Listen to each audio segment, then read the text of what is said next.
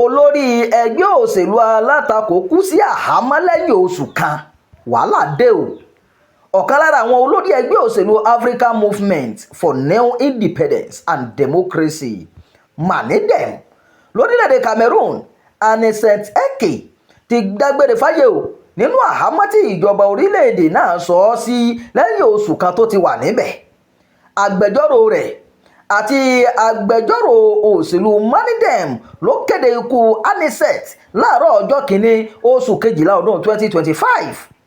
Anicet Eke tó kú sí àhámọ́ yìí jẹ́ ọ̀kan lára àwọn tó ń ṣe àtìlẹ́yìn fún Isa Siroma Bakari alátakò ààrẹ Paul Biya nínú ìbò tó wáyé lóṣù kẹwàá ọdún yìí.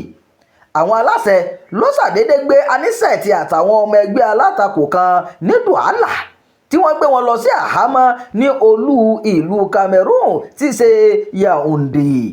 ẹni tó bá ìkànnì Gíga Alára sọ̀rọ̀ lórí ìkọlù òjijì yìí sọ pé Anicet kú sí ilé ìwòsàn àwọn ológun tí wọ́n gbé lọ. a kò rí àlàyé kankan gbọ́. wọ́n kà pé ìyàwó rẹ̀ pé kó wá ní. nígbà tó sì débẹ̀ wọ́n gbé òkú ọkọ rẹ̀ fún un. ó fi kún pé àwọn ẹbí ni wọ́n padà gbé òkú náà lọ sí ilé ìgbókùúsí o. kí ló pa Anicet sí àtìmọ́lé? ẹ̀ṣẹ̀ wo ló ṣẹ̀ tí wọ́n fi mú un? nínú àtẹ̀jáde kan tí agbẹnusọ iléeṣẹ́ ológun ọ̀gágun Krili Sajay Atomfak fi síta ló ti ní àìsàn ló pa Anicet o, ẹni ọdún mẹ́rìnléláàádọ́rin. ó ti pẹ́ díẹ̀ tí wọ́n ti ń tọ́jú olóògbé tí àìsàn oríṣiríṣi ń ṣe náà ní ilé ìwòsàn àwọn ológun. àwọn dókítà sì ń tọ́jú rẹ̀ láti ọjọ́ 24 oṣù kẹwàá tí wọ́n ti fi sí àhámọ́. bẹ́ẹ̀ ni agbẹnusọ fún iléeṣẹ́ ológun náà wí nípa ẹ̀ṣẹ̀ tí olóògbé Anicet Eke ṣẹ̀ tí ìjọba fi tì í mọ́lé. àwọn agbẹjọ́rò rẹ̀ ṣàlàyé pé ìjọba fi ẹ̀sùn àìfẹ́ràn ìlú rẹ̀ kàn án pẹ̀lú kíkọ̀ àwọn ẹlòmíràn síjọba, títakò ìjọba àti dídá ojú ìjà kọ ìjọba. wọn kò gbé e lọ síwájú adájọ́ kankan tàbí fi ẹ̀sùn kàn án ní kóòtù.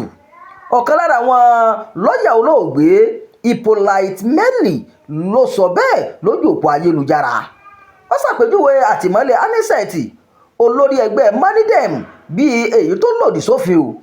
ikú olóògbé Anicet Eke ti dá jìnnìjìnnì bolẹ̀ ní Cameroon.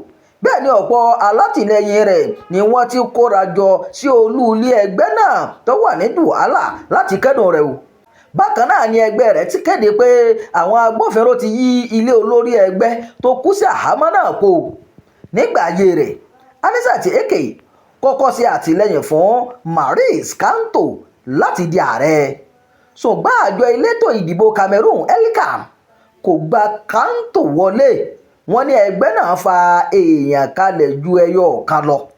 nígbà náà ni Eke àti àwọn olóṣèlú mìíràn lọ dá ẹgbẹ́ míì sílẹ̀ èyí tí wọ́n pè ní Union for Change Coalition. níbẹ̀ ni wọ́n sì ti yan Isa Siroma Bakari bí olùdíje. ìjọba Cameroon dárò ikú Anicet Eke o nínú àtẹ̀jáde tí wọ́n fi síta láti dárò ìlú olóògbé Anicet Eke. mínísítà fún ètò ìròyìn ní Cameroon Rene Emmanuel Sadi ṣàlàyé pé ó wulẹ̀ tirẹ̀ olóògbé ṣáájú ìjọba tó fi sí àhámọ́.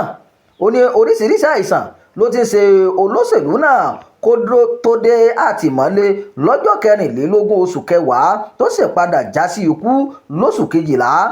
bó tilẹ̀ jẹ́ pé Sadi kò sọ irú àìsàn tó ní ó ń ṣe Anicet tẹ́lẹ̀. ó ní ọgbà ìtọ́jú tó péye nílé ìwòsàn àwọn ológun tó kú sí o. lórúkọ olórí orílẹ̀-èdè mo fi àsìkò yìí kí ẹbí olóògbé àti ẹgbẹ́ MANIDEM. bẹ́ẹ̀ ni Sadi mínísítà ètò ìròyìn ní Cameroon dárò ikú náà lórúkọ ìjọba àpapọ̀ wọn. ó ní ìjọba pàápàá ń ṣe ìwádìí ohun tó fa ikú Anicet o.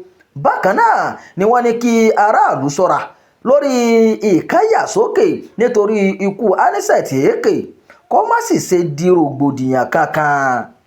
ìròyìn àjòyàjò fún ti àkókò yìí kò ní jù báyìí lọ o. ẹ má gbàgbé láti darapọ̀ mọ́ ìkànnì yìí o. ẹ máa pín ká o. ẹ máa fi èròǹgbà yín sábàlá àríwúsì. Imam Abdulwaheed ló ti jábọ̀ ìròyìn.